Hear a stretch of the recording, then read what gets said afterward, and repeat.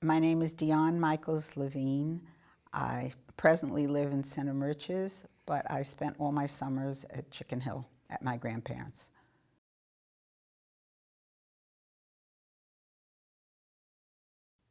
My grandfather owned the Golden Barn Grill. My mother was born there, along with her 5 siblings, and we used to spend every summer there.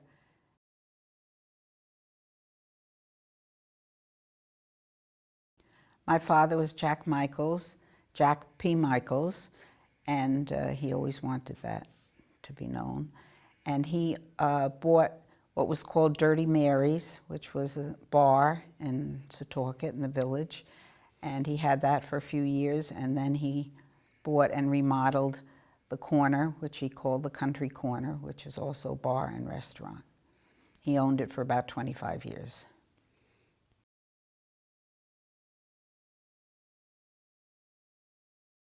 The Country Corner catered to a late teenage, early 20s crowd, and also to workmen on their way home from work would stop in for a drink. My mother was the chef, and we had served dinners, which ranged from $2.25 to $3 was the most expensive 5-course dinner. And my father had a lot of rules at the Country Corner, and his favorite saying was, "A country corner hangover is the best."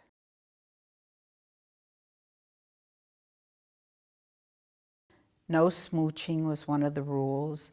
The lights had to be at a certain level and not too low. You had to have proper dress. You had to act accordingly. You had to behave yourself. And he had the right to throw anybody out, which he often did.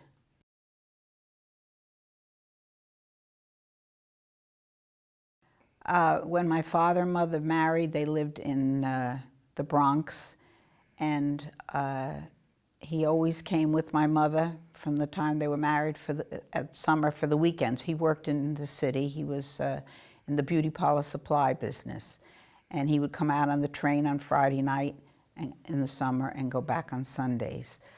But in 1949, when I was a senior in high school, he bought the Dirty Mary's and then was here permanently.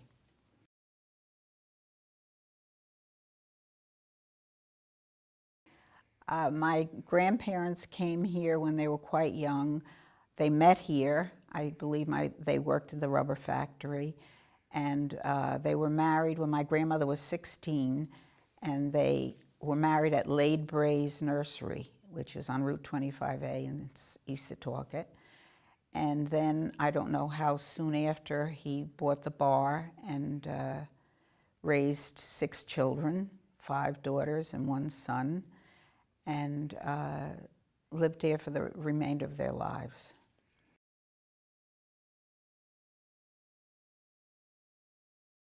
My father was always called the favorite son-in-law of my grandmother.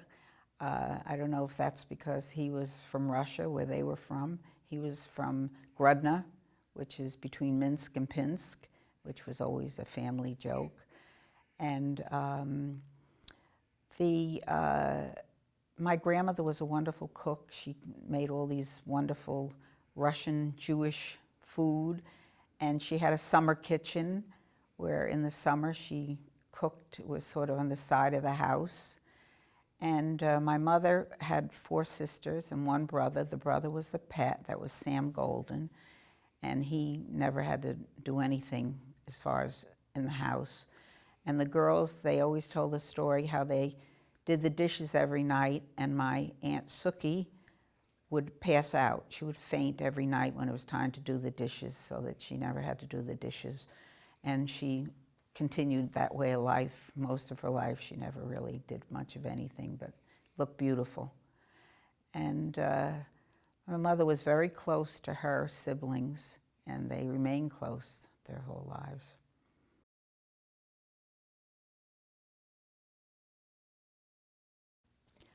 When my grandfather passed away, my Uncle Sam took over the Golden Barn Grill, and ran it for many, many years. And he catered mostly to Polish DPs and African Americans that lived on Chicken Hill. And his clientele was mostly the working stock, whereas my father, who had the country corner down the street, catered to more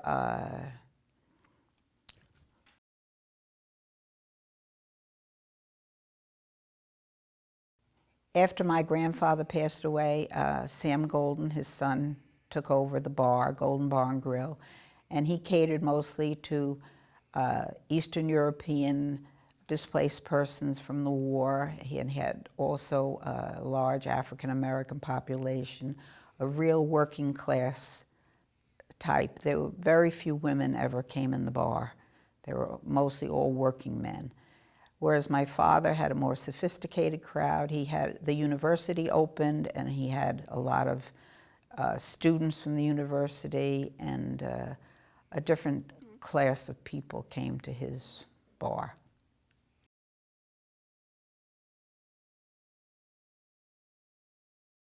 On Sunday morning, very early in the morning, a great many working men came into the room that was between the bar and our house. It was connected.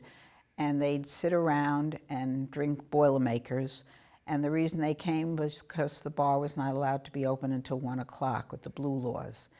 And that was a tradition that these people came every single Sunday.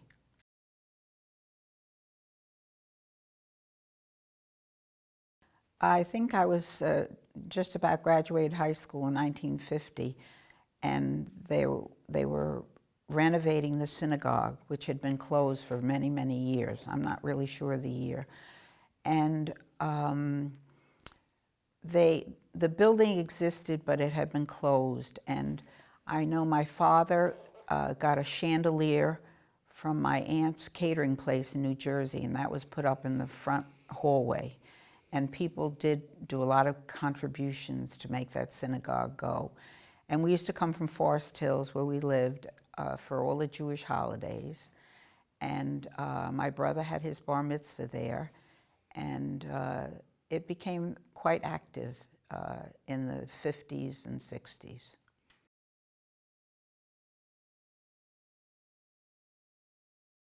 The synagogue became quite successful, and the congregation grew enough that they decided to disband that building and build a new site, which they did across from Ward Melville High School. And they built the North Shore Jewish Center.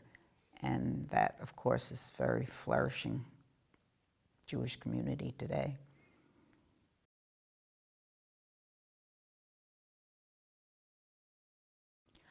I started school in Setauket because I was not old enough to register to go to school in Forest Hills.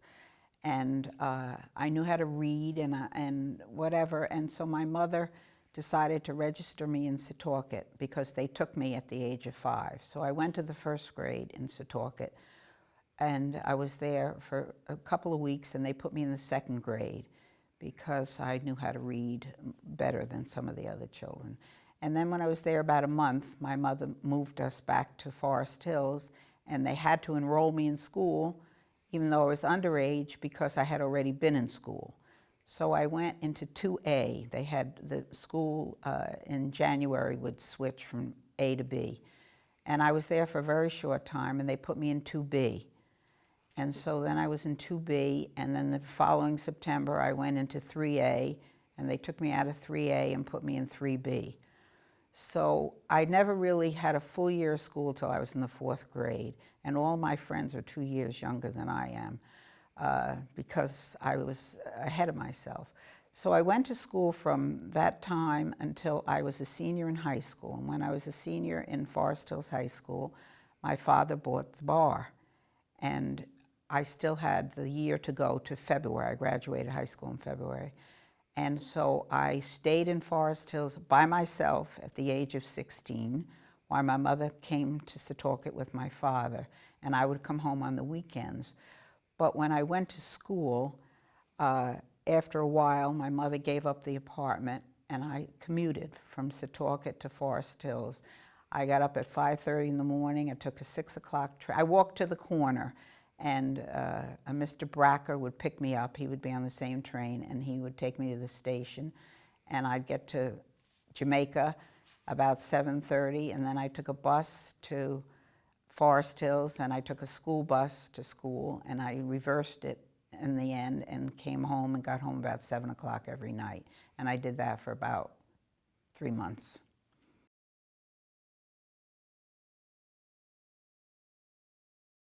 Sam Golden and Jaime Golden were first cousins, and probably around the same age, I'm not really sure. And while Sam had the bar, across the street, Jaime had a gas station and a general store. We used to go for candy, and we'd buy paper to make fake cigarettes, and we'd fake smoke them. And Jaime had horses at that time, and he was also known as a bookie. And there were always men in there that were placing bets, and it was quite a busy place.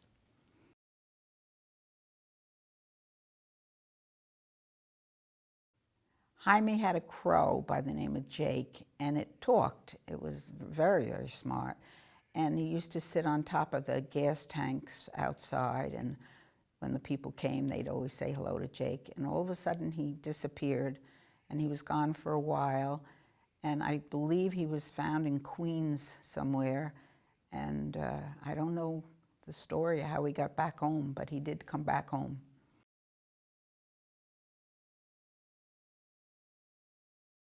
Jaime also had a very unusual little brown dog with a beard, and his name was Teddy. And if you'd say, "Teddy, smile," he would grin, and it was really very funny. We all loved to make Teddy grin.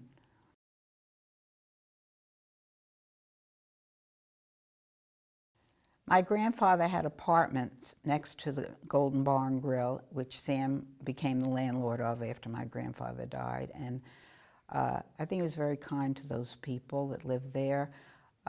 They spent a lot of time in the bar, and I think he loaned the money, and he looked after them. He was, the type that would take them to the doctor or take them different places that they had to go, and arrange things for them. If they had problems, he would take them to a lawyer and do that sort of thing. And Jaime also was very generous, and people came to him, for a loan or for help with things, and he was very kind.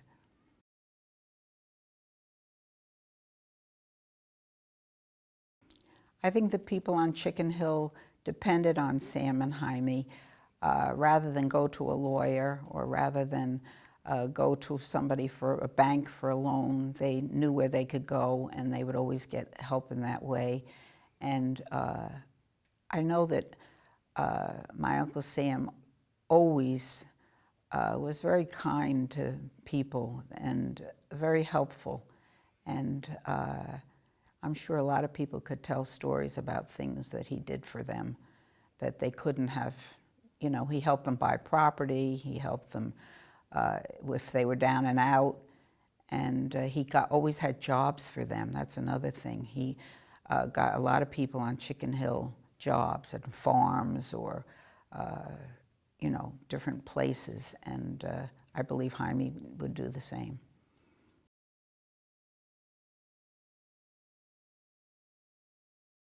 Most of the workers at the rubber factory were from Eastern Europe, and a close-knit community, mostly Jewish people. And after the fire and the factory burned down, a lot of them left. And the people that stayed were the people who had businesses, like my grandfather, Isaac Golden, like Dave Golden, who was Jaime Golden's father, and the Pinnises, Herman Pinnis, and the Ikov brothers. The Pinnises had a kosher butcher shop, and they also sold groceries. And across the street, the Ikovs had another grocery store, and they served all of Chicken Hill. A lot of people charged and would pay when it was their payday, and they always had credit at these places. And the Pinnises also were very kind and helped the people, and had people living and working in their property for them and for the community.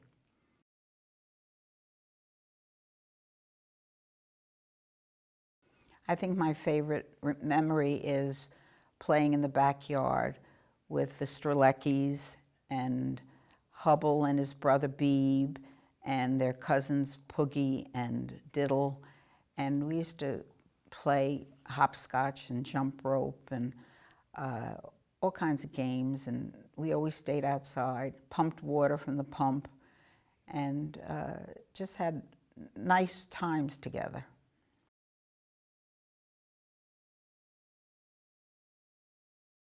My favorite memory of Chicken Hill is playing with the children in the neighborhood. And we used to have to walk across the field and up the hill to go to the Streleckis, and there was always cow plops that we had to avoid. But it was fun, and there were orchards there, and we'd pick the apples and the fruit. And then we played with Hubble and Beebe, who lived in the apartment next door, and their cousins Diddle and Poogie. And we'd play games, and we used to have a licorice candy that we particularly liked, and we used to hang it on the line and stretch it, and that was our favorite. And we'd climb trees and just run around and play ball, and cops and robbers, and cowboys and Indians, and nobody ever wanted to be the cop. Everybody always wanted to be the robber, and everybody always wanted to be the Indian. So those were the games that we played.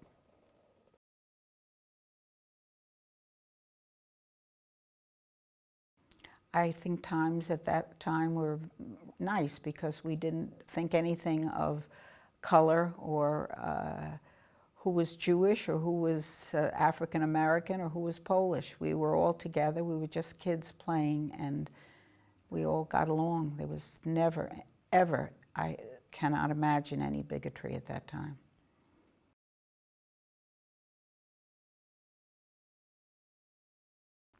I think the adults also respected one another. That's the word. I know that Hubble's mother, Margie, used to take in laundry and worked very, very hard, but she was very much respected and well-liked. And all the people thought well of one another. We would be in and out of each other's homes, and the adults got along very well. I mean, the people that came into the bar, my grandfather's bar, were just all friends. They were all workmen. They all worked so hard, and they all respected one another. And there was never any, except when they'd get a little boozed up, maybe they would have an argument.